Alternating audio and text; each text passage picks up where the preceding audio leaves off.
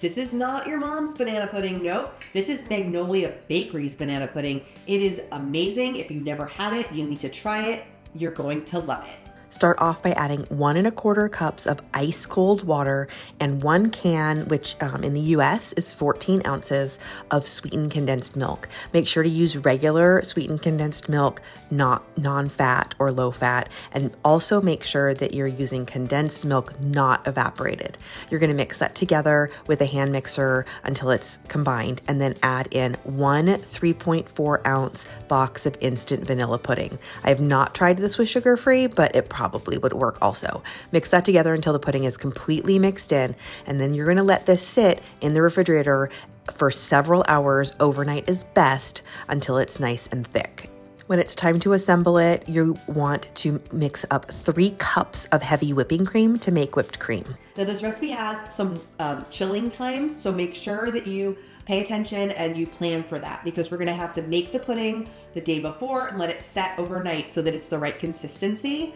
And then once it's all assembled, you want it to set for several hours in the refrigerator so those flavors can meld and those cookies can become soft. So make sure just to plan for that.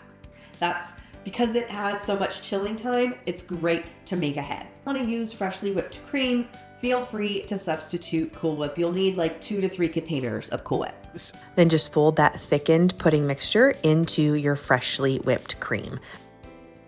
Now I know when we're baking, we usually want to use bananas that are really brown spotted, but that's for baking. We want them to, when we're going to be mashing them and putting them in something. This is banana pudding where the bananas are going in raw. So we want them to be not too green. You want them to be the perfect ripeness. So basically, however you like to eat them, that's how you want to put them into your banana pudding.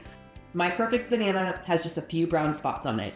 And as long as you cover them completely with the pudding, they will turn brown. You're going to want about 5 to 6 bananas, buy extra just in case. And then we're gonna layer our pudding. You can use a very large bowl or a trifle dish, whatever you want. I'm starting with vanilla wafers. You'll want a whole 12-ounce box. Start with vanilla wafers and then add the bananas. You could substitute something else for the vanilla wafers, maybe graham crackers or some other cookies that you love. However, I love how the vanilla wafers get nice and soft once it soaks, so that they almost taste like you're eating cake. Then you'll add in a layer of that pudding mixture.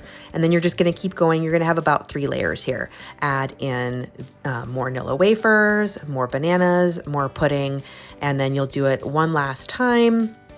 And then I like to sprinkle the top with some vanilla wafer crumbs. And then you're gonna wanna chill this for several hours. You wanna chill it for at least 4 hours or up to overnight before serving. If you love banana pudding, you have to try this one. Those vanilla wafers get kind of soft inside. It's almost like cake. This is so good. I can't even describe to you how much I love this.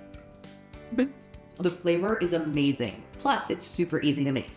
If you don't follow me already, be sure to subscribe to my channel and keep watching for even more desserts.